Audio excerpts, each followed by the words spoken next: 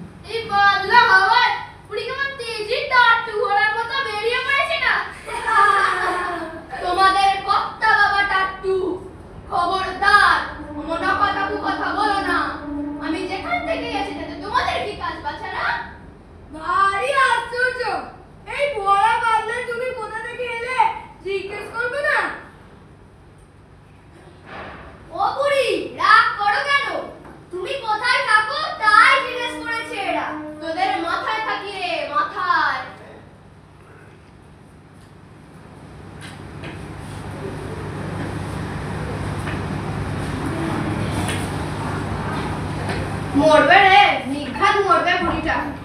তোরা মর, তোদের শত গোষ্ঠী মরুক। বরং বারবারি তোলা ছাউনিতে গেলেই পারত, নির্ঘাত মরে যাবে বুড়িটা। বাদ দাও, আমরা আর কি করতে পারি? তার চেয়ে বড় আর একবার চা খাই, চলো। হ্যাঁ, সেই বলো, সেই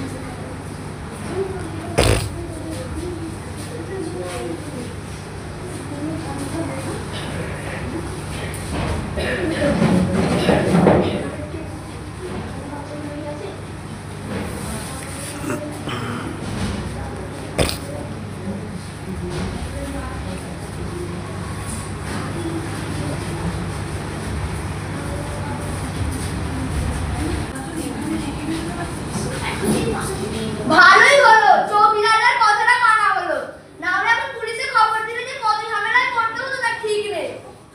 হ্যাঁ তা ঠিক আছে, কিন্তু শকুনগুলোকে তো নামতে দেখছি না, বুড়িকে তো নদীর ছোট অনেকক্ষণ ফেস।